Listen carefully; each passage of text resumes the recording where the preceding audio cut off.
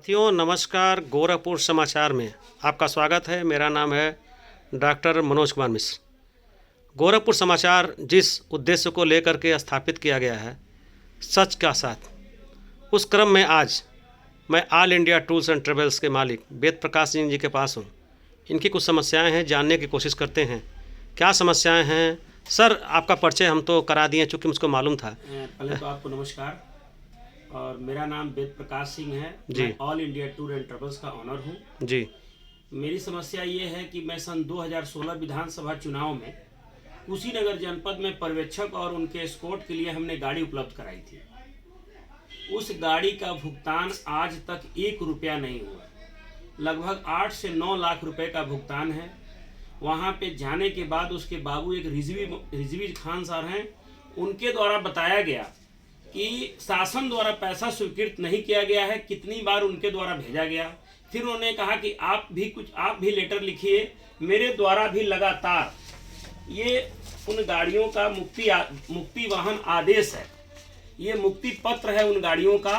कितने पत्र हैं सर, इसको थोड़ा गिन बताइए तो हमसे। 1 2 3 4 5 6 7 8 9 10 11 12 13 ये 14 इनमें पर्यवेक्षक की गाड़ियां हैं और उनके एस्कॉर्ट में चलने वाली गाड़ियां हैं। 14 गाड़ियों का कागज है। 14 गाड़ियों का पेपर है। और ये बताइए पत्राचार मेरे द्वारा लगातार ये पत्राचार किया गया।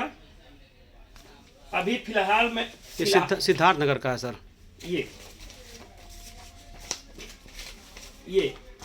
ये स्पीड पोस्ट किया गया। वहां से अभी तक कोई इसका जवाब नहीं है। 2016 के बाद भी विधानसभा चुनाव हो गए, लेकिन आज तक उसका कोई भुगतान नहीं हुआ है। आखिर भुगतान में क्या दिक्कत आ रही है? किस तरह भुगतान को रोका गया? आप लगातार काम किए हैं, कागज दिखा रहे हैं। जा रहा है वहाँ पे कि शासन द्वारा पैसा नहीं आया है, फंड नहीं आया है, इस वजह से रुका हुआ है। आप चुनाव जो लखनऊ में ऑफिस है, कभी पता लगाने की कोशिश की है कि क्यों नहीं है? 3 बार वहाँ गया हूँ। तीनों बार वहाँ पे यही आश्वासन मिला कि आप अपने जिस जनपद में आपने काम किया है उस जनपद के आप ही में संपर्क करें, उनके द्वारा आप यहाँ से पत्र भेजा जाएगा, उसका जवाब दिया जाएगा। वहाँ से आपने पूछा क्यों नहीं कि फंड गया कि नहीं गया? अभी तक वो बताने के लिए तैयार नहीं हुए। आरटीआई एक ऐसा अस्त्र है जो आपको सूचना का अधिकार देता है, 2005 में लागू हुआ था। आपने आरटीआई रूपी अस्त्र शस्त्र का कभी प्रयोग किया कि नहीं? दुख तो इस बात का है कि शासन से पैसा लेना है, व्यापारी ने काम कर दिया, हमारी गाड़ी की सर्विस पूरी हो गई और उसके बाद हम कोर्ट कचहरी और आरटीआई दाखिल करते रहें और अपना काम धंधा छोड़ दें।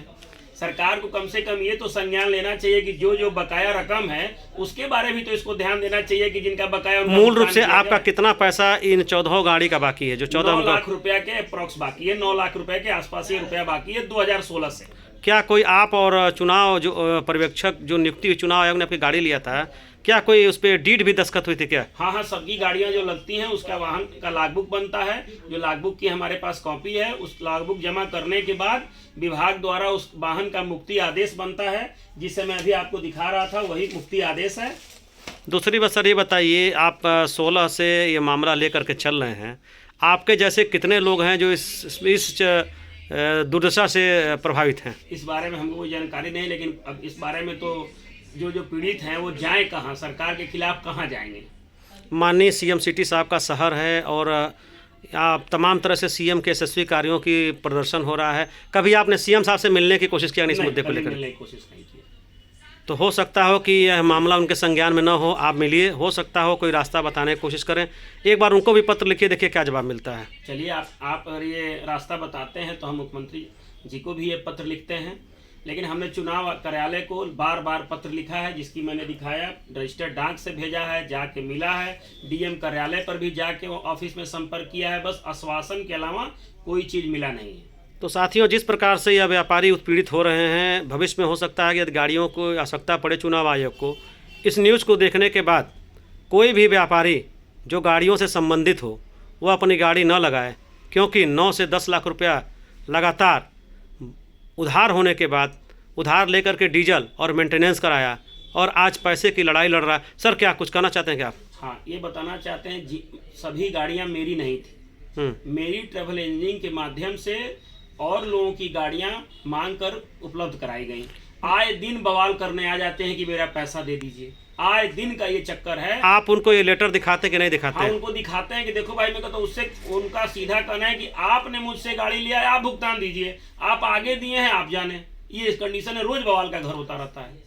आगे क्या कार्यवाही आप करना चाहेंगे? तमाम लड़ाइयाँ लड़ रहे हैं, आज 16 से हो गया, आज अब लगभग। व्यापारी कर क्या सकता है? व्यापारी बस पत्राचार कर सकता है। व्यापारी के बस में कुछ है नहीं। बस आपके माध्यम से हम ये संदेश पहुंचाना चाहते हैं कि जो भी जिम्मेदार व्यक्ति हैं, अगर इस न्यूज को और मेरी पीड़ा को देख रहे हो और समझ सकते हो, तो मेरा 8 से 9 लाख रुपए का 2016 विधानसभा चुनाव का पैसा है, उसे भुगतान कराने की कृपा करें।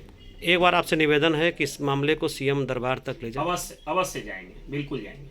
क्योंकि वो हम लोगों के शहर के सीएम हैं और सबकी बातों को सुनते हैं। बिल्कुल, आपने ये रास्ता सुझाया है, इस रास्ते पर हम जरूर अमल करेंगे। धन्यवाद गोरखपुर समाचार से बात करने के लिए। और यह चुनाव आयोग तक यह मेरी खबर जा रही है, तो विनम्र निवेदन है कि आप आगे का मार्ग प्रशस्त करें, जिससे कि आपका कार्य सुचारू रूप से चल चुके।